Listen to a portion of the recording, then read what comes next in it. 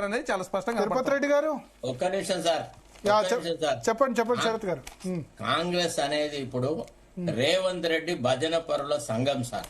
కాంగ్రెస్ పార్టీలో భావజాలం లేదు, ఐడియాలజీ లేదు, నీతి లేదు, నిజాయితీ లేదు. ఇంత దళారీల గుంపు ఇది. ఏదో ఒక పదవి కోసమని మీరు మాట్లాడతారు, పదవి కోసం మళ్ళీ మాట్లాడే మీరు మాట్లాడతారు పదవి కోసం. ఏంది పదవి? ఏం పదవి ఏమన్నా? ఏం పదవి చెప్పరాదు? మీరు 20 సంవత్సరాలు కాంగ్రెస్ మీరు ఎప్పుడు చెప్పరా? కాంగ్రెస్ పార్టీలో మీరు కేసీఆర్ తో ఉన్న రోజులు పదవి తీసుకున్నారు. ఇప్పుడు కాంగ్రెస్ పార్టీ పదవి లేకాడు విమర్శ చేయాలా? గిదా మీరు మాట్లాడేది? మా హనుమంతరం చూసి నేర్చుకోండి సార్, దయచేసి ఆపాలి మీరు. మేము తెలంగాణ ఉద్యమం నుంచి వచ్చిన వాళ్ళం, మేము ఎన్ఎస్సీ నుంచి ఉన్నాం. మేము పదవి లేకపోతే ఉండలేదు. 15 సంవత్సరాలు కాంగ్రెస్ పార్టీలో ఉన్నాం. మేము ప్రతిపక్షంలో ఉన్నాం, అధికార పక్షం. ఏమైతుంది? పదవి ఏమైనా చేస్తామా? మీలాంటి వాళ్ళ పదవి కావాలి, మీకు కావాలి, జీవన్ రెడ్డి గారు కావాలి. అందుకే మీకు కాంగ్రెస్ పార్టీ విమర్శ చేస్తారు. అదే కాంగ్రెస్ పార్టీలో ఉంటూ కాంగ్రెస్ పార్టీ విమర్శ చేస్తారా? కాంగ్రెస్ పార్టీ నుండి కాంగ్రెస్ పార్టీ రేపటి పెడతారా? అది కరెక్ట్ అయితే నాకు అర్థం కాదు. మా ఎన్టీఆర్ గెలిపించిన పార్టీని పంగనామం పెట్టి భాస్కరరావు మంత్రివర్గంలో ఉంటే కరెక్ట్ అయితే దానికి క్షమాపణ చెప్పాలి. మరి అంత నిజాయితీ అని చెప్తున్నా మీరు. నాకు అర్థం కాదు. దయచేసి మాట్లాడాలి. మీరు చర్చ చేద్దామా? కాంగ్రెస్ పార్టీలో ఉన్న వాళ్ళకి ఎంతమంది పదవులు ఇచ్చినాం మేము?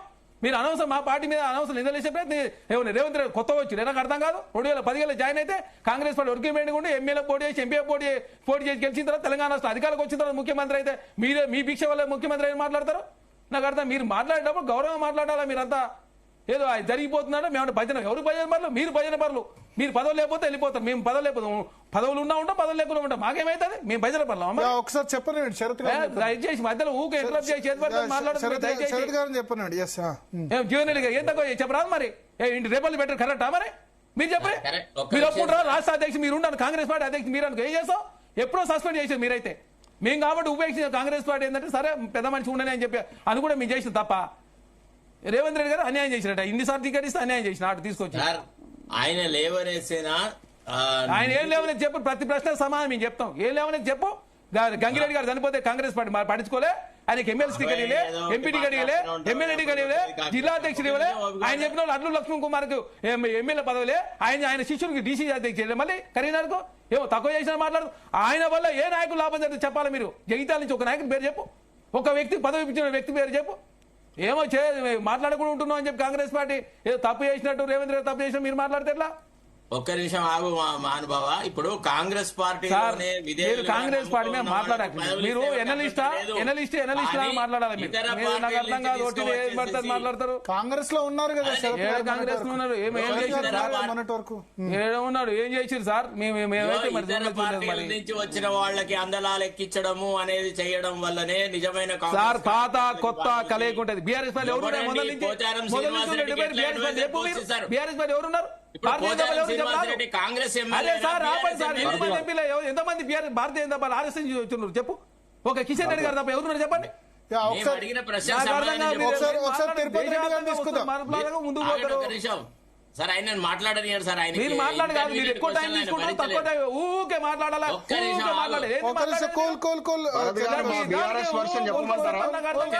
వాస్తవాలు మాట్లాడండి. చర్చ చేద్దామంటే డీప్ చర్చ. ఇప్పుడు నేనే మాట్లాడతా, అన్ని నేనే మాట్లాడతా. కాంగ్రెస్ ఎమ్మెల్యేనా? అరే కాంగ్రెస్ మాట్లాడండి, టీఆర్ఎస్ మాట్లాడాలి, జీవన్ రెడ్డి ఏదో మాట్లాడాలి, అన్ని పార్టీల గురించి మాట్లాడండి. ఓ అంటే రేవంత్ రెడ్డి గారికి మాట్లాడితే మీరు పేద అయిపోతారు. కౌశిక్ గారు ఒక్కసారి ఆయన సీట్ ఆయన గెలవలేదు. ఆయన కాంగ్రెస్ శరత్ గారు మాట్లాడిన తర్వాత అదే సార్ ఊకింటారు. మీ సార్ ఓపికతో వినాలా? నేను ఇన్ని నిమిషాలు గంటలు కూర్చుంటే మాట్లాడితే మేము మాకు మాట్లాడరా చెప్పిన తర్వాత మాట్లాడతాను. ఒక్క నిమిషం శరత్ గారు చెప్పండి, చెప్పిన తర్వాత తిరుపతి రెడ్డి గారు. ఎగ్జాక్ట్లీ నేను ఏమంటున్నానంటే పార్టీలోనే ఉండి ఓడినా గెలిచినా పార్టీ జెండా మోసిన వాళ్ళకి ఇస్తే అభ్యంతరం లేదు సార్. పార్టీ ఇతర పార్టీలో నుంచి మనం ఫిరాయింపులు చేసి తీసుకొని వచ్చి వాళ్లకు కేబినెట్ హోదా గల పదవులు ఫర్ ఎగ్జాంపుల్ పోచారం శ్రీనివాసరెడ్డికి ఇవ్వడము అది కరెక్ట్ కాదు, అది ధర్మం కాదు. తర్వాత దానం నాగేందర్ రెడ్డి వల్ల సికింద్రాబాద్ సీటు ఓడిపోయినాము, ఆయనను బీఆర్ఎస్ ఎమ్మెల్యేకు మీరు ఎట్లా కాంగ్రెస్ ఎంపీ టికెట్ ఇస్తారు అనే ప్రశ్న వేసినాడు. దానికి సమాధానం చెప్పాలి. పద్మారావు కూడా రాజీనామా చేయకూడదు చేసాడు సార్. అదేదో మాట్లాడాడు. బీఆర్ఎస్ పార్టీ కూడా ఏం చేసింది? ఆయన ఎమ్మెల్సీ రాజీనామా చేసి పోటీ చేసినాడు. మరి ఆయన ఎందుకు చేయలేదు ఎమ్మెల్సీ? మరి ఆయన మాత్రం పదవి ఉండాలా, వేరే వాళ్ళ మాత్రం పదవి ఉండదు. మరి జీవన్ రెడ్డి గారు ఎమ్మెల్సీ పోటీ చేస్తాడు అంటే ఆయన చేస్తే బీసీ దాన నాగేంద్ర మాత్రం పదవి వదులుకోవాలా, ఆయన మాత్రం వదులుకోడు, మాత్రం అడగవు.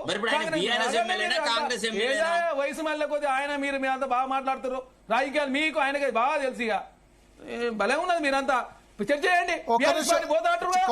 పార్టీలు 55 మంది జాయిన్ చేస్తున్నారు, చెప్పాలా మరి రాస్తారా మరి జీవన్ రెడ్డి 55 మంది జాయిన్ చేసుకుని మంత్రి మరి చెప్పండి. ఒక్క నిమిషం శరత్ గారు చెప్పిన తర్వాత జీవన్ రెడ్డి గారు జాయిన్ కానీ బీఆర్ఎస్ పార్టీ చెప్పిన తర్వాత ఇస్తాం మీకు అవకాశం. ఒక్క నిమిషం భలే ఉంది మాట్లాడకపోతుంది కాంగ్రెస్ పార్టీ ఏదో మాట్లాడుతున్నారు. ప్రతిపక్షాలకు ఇవ్వాల్సిన public accounts committee chairman post ఎట్లా గాంధీకి ఇస్తారండి?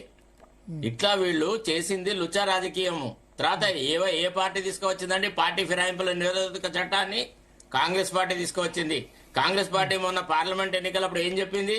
మేము పార్టీ ఫిరాయింపుల నిరోధక చట్టము మేము అనుకున్న ఆశయాలు సాధించట్లేదు కాబట్టి చట్టంలో మేము మార్పులు తీసుకువచ్చి పదవి అంటే పార్టీ మార్చిన మరుక్షణమే పదవి కోల్పోయేటట్టుగా చేస్తామన్నారు. అట్లా చెప్పిన మీరు ఇతర పార్టీల నుంచి తీసుకువచ్చిన వాళ్లకు మీరు అయితే మంత్రి పదవులన్నా ఇవ్వడము, లేకపోతే మంత్రి పదవి హోదా గల పదవులన్నీ ఇవ్వడము. ఇప్పుడు first you started with Gandhi, then you started with Pocharam Srinivas Reddy.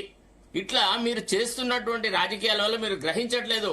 కార్యకర్తలు అనేవాడు ఎవడు ఉండట్లేదు. కాంగ్రెస్ అనేది ఇవాళ ఉత్తగా ఒక చిన్న పిల్ల కాలువలాగా తయారైంది. భారతదేశంలో ఇప్పటి వరకు ఏ పార్టీ ఏ రాష్ట్రం గెలుస్తున్నారు వీళ్ళు?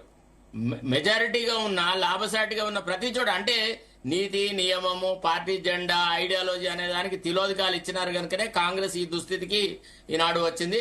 ఇక చరణ్ కౌశిక్ చాలా గొప్ప ఐడియాలజీ, ఆయన ఐడియాలజీ గురించి మనం చాలా గొప్ప ఐడియాలజీ ఎవరు కాదు సార్. తిరుపతి రెడ్డి గారు తిరుపతి రెడ్డి గారు చెప్పండి.